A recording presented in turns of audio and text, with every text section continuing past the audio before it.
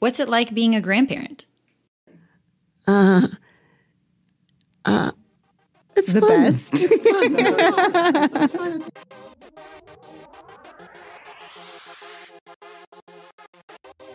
We actually call our grandmother Yeng Yeng, which is the Chinese word for grandmother on the father's side of the family. I called him Grandpa Foot. We, in our native language, in Hindi, we call them Dada and Dadi. My other grandmother would be Maman Bozorg, which is Persian for grandmother. Muchechu means old woman in Kinyarwanda. I called her Safta, which is a Hebrew word for grandma. Everybody called her Mami Tita. We called her Mima and Dede. Grandma. Hi, I'm Steph. And I'm Robin. Welcome to Stories from Grandparents, the podcast where we share stories about and from grandparents.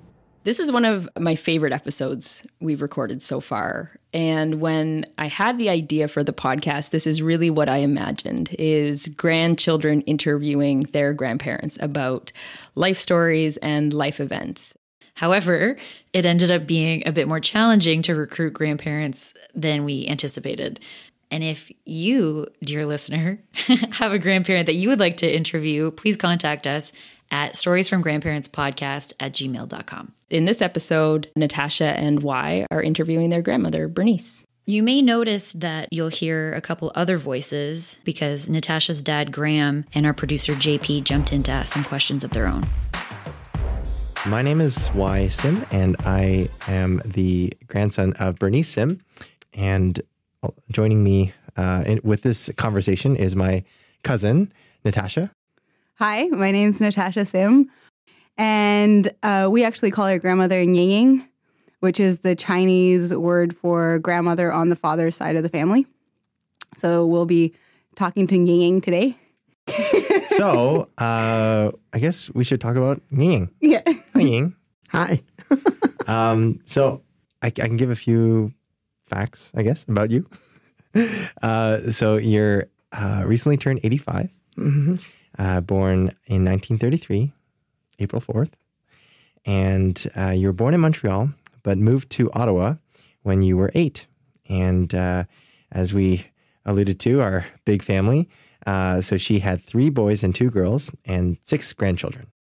So actually, a couple of years ago, I was hanging out with Yeng Yeng and we were talking about life and we were talking about different things that we valued in life and different characteristics that we valued. And 2 of them that Yeng Yeng had as her top 5 values or principles to live by was flexible and adaptable living and the importance of continual learning.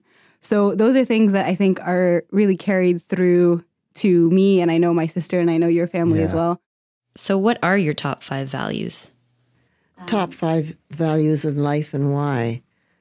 Continual learning, flexibility and adaptability, treat people the way you want to be treated, respect from where they come from. In other words, you respect their origins as well, and their different nationalities and different cultures, and honesty and transparency. Well, we talk about that every day, don't we? In today's world, need to live in the world today, as it's always changing. I think that's something that respecting people and understanding where people are coming from is something that you teach us a lot.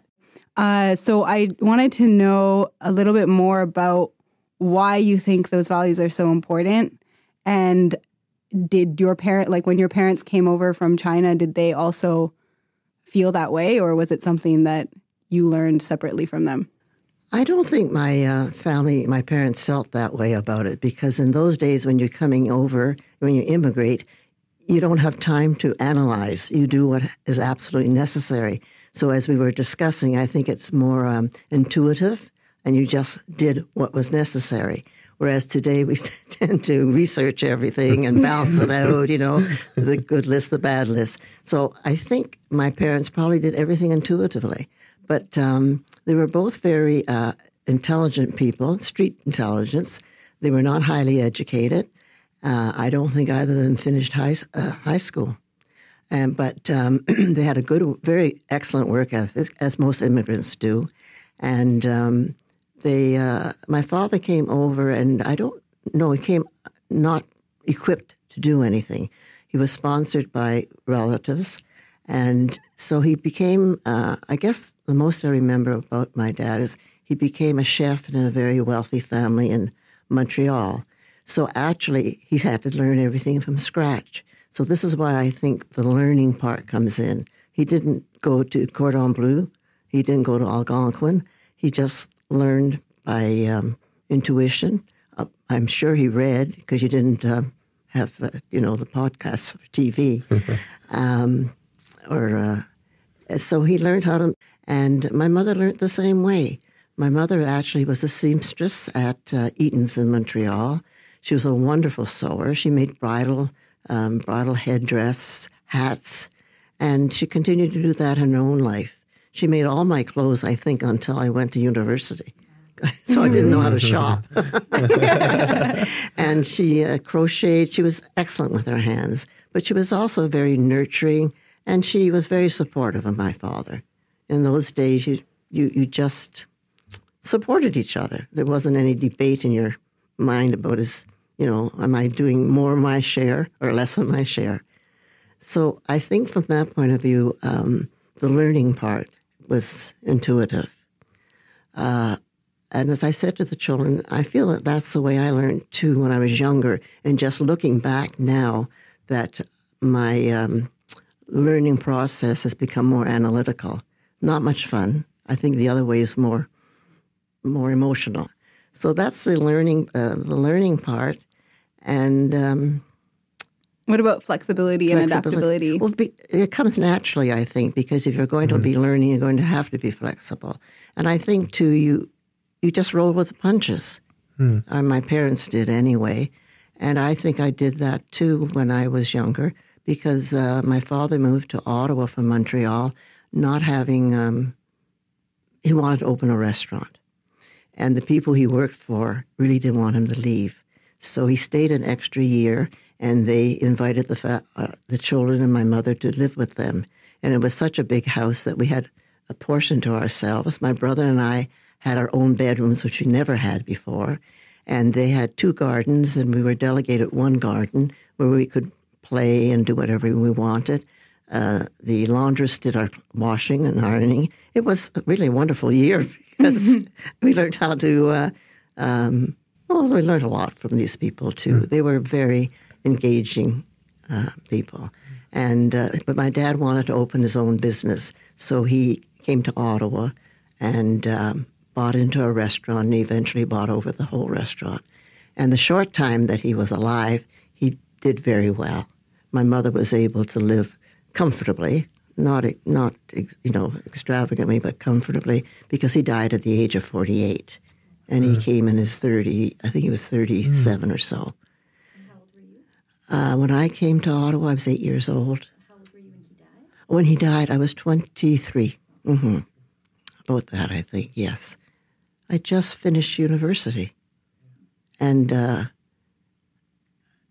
we were home, we lived in Ottawa, and he died the following year, so it wasn't very long that we were, and I had looked forward to coming home and, learning. My father was going to teach us Mahjong and just sharing time, because my parents were easy to live with.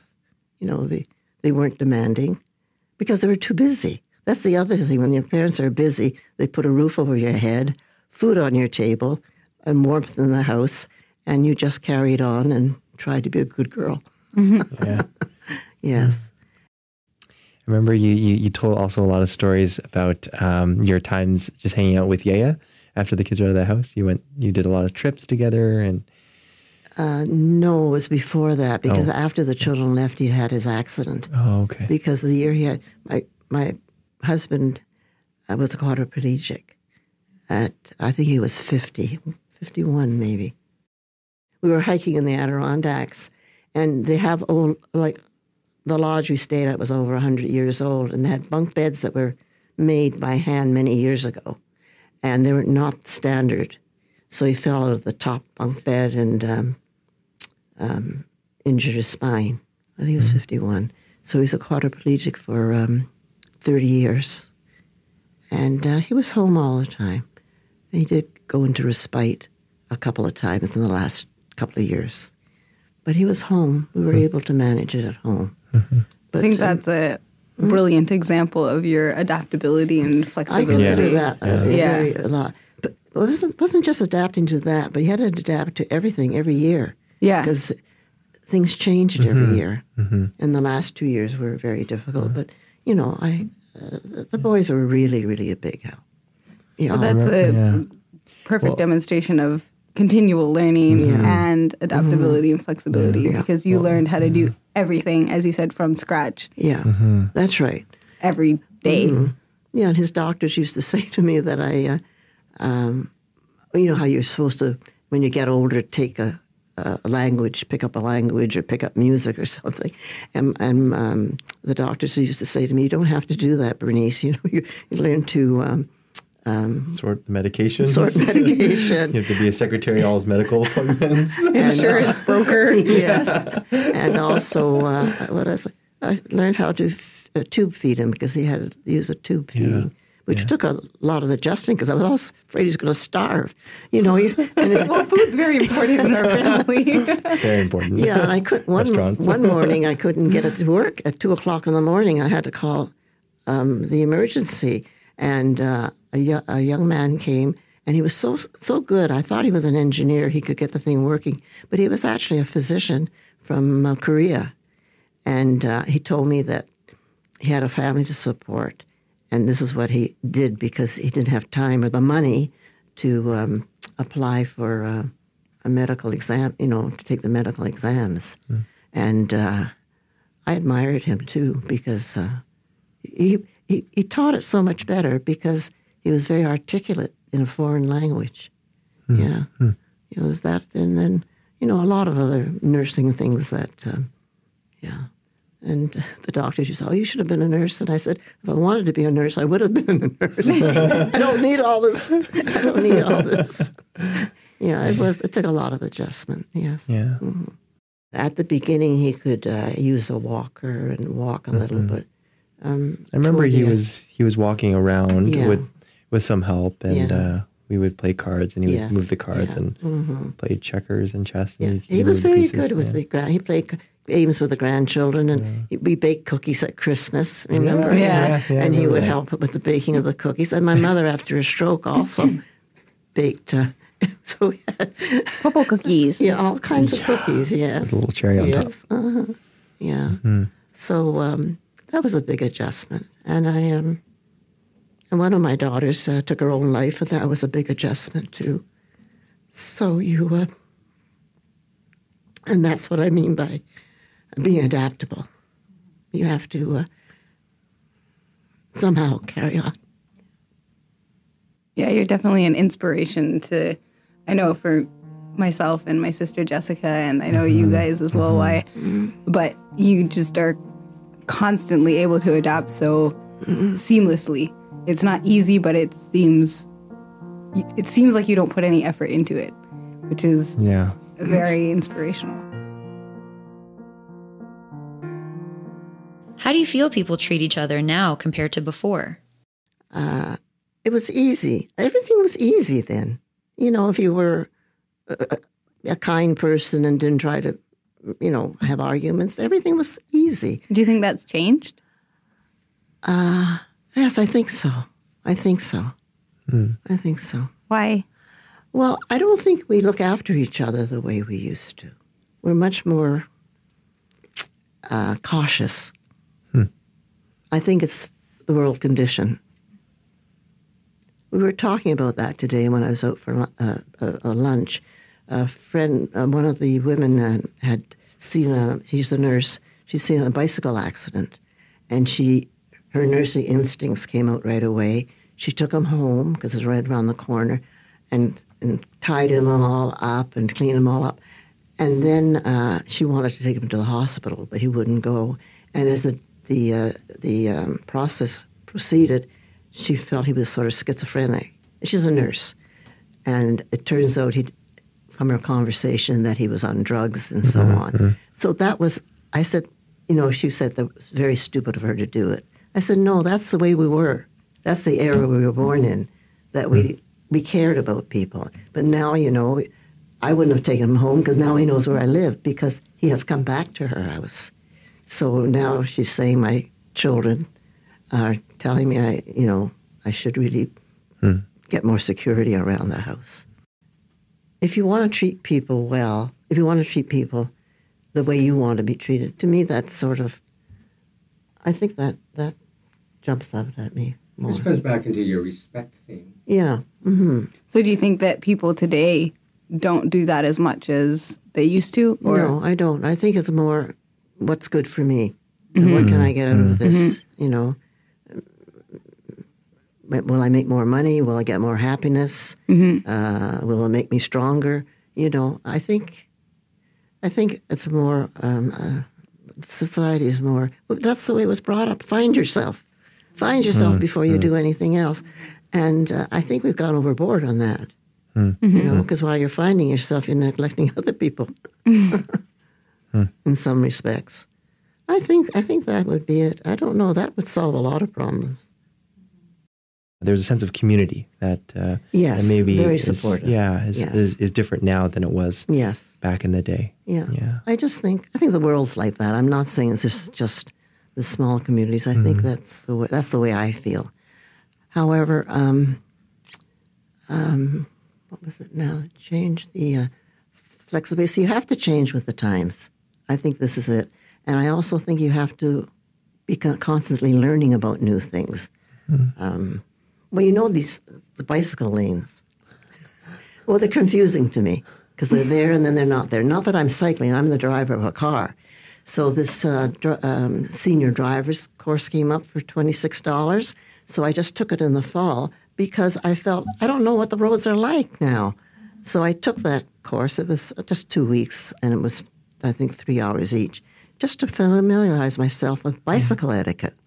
Which there isn't. I mean, there is, but it's not observed as well. Yeah. And so that to me is keeping up, just because you feel far behind. You get left behind.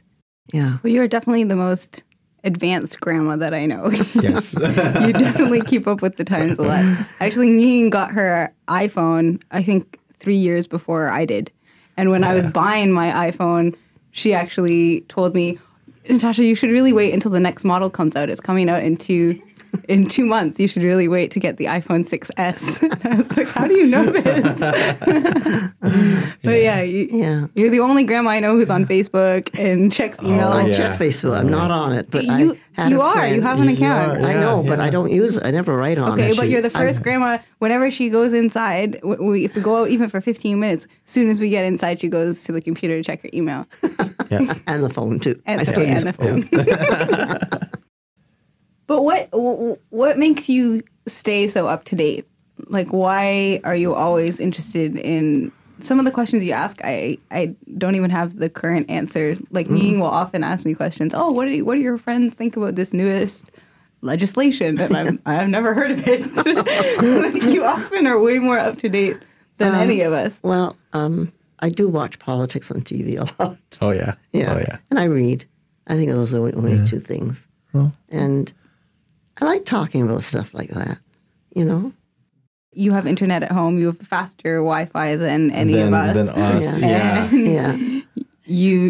This is, I think, another great example of your continual learning. Because I think when the internet came out, lots of people who were over the age of 60 decided, this is one just of the first too much to have a laptop, I remember. And I think it was also because Yaya was also very much into new technology. Yeah. He always used to, when he couldn't use it, he bought me all these technology, and the last one was the iPad. What? No, the Kindle.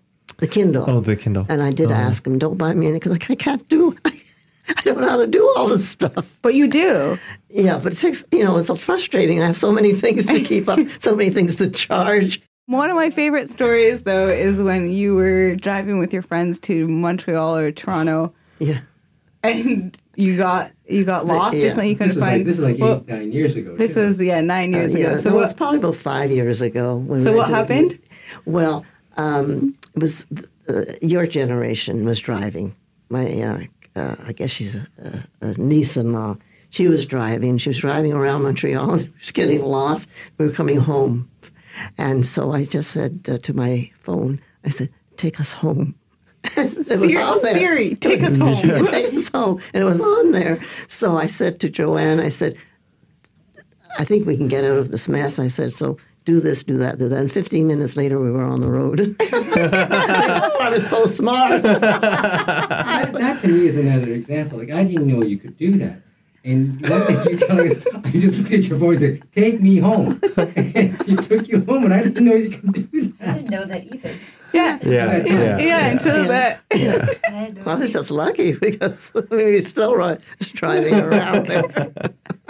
There's kind of a stereotype about people of your generation, older Canadians, right, who are like getting more closed-minded, getting less accepting of others, and that doesn't seem to have happened to you. So, like, why does that seem to be a thing for older people, and how have you avoided it? Well, that's interesting because this morning Graham was pointing something out to me, and I didn't accept it. It was about the ADT, the burglar alarm system. And I thought to myself after what are you laughing at? It's a very interesting example. Please continue. And I realized afterwards that it was out of fear more than anything else because I didn't know the technology of it. I didn't understand it. Now that I understand it better, I agree with you, But I think when you get older, you become more fearful. And so you do that. And that's why I'm saying you need to keep up with the times. You need to keep flexible. And I know a lot of my own close friends, a lot are still back in the 50s, where your identity was how clean your house was and how neat your children were and what your husband did. And they haven't, and they're still good friends of mine.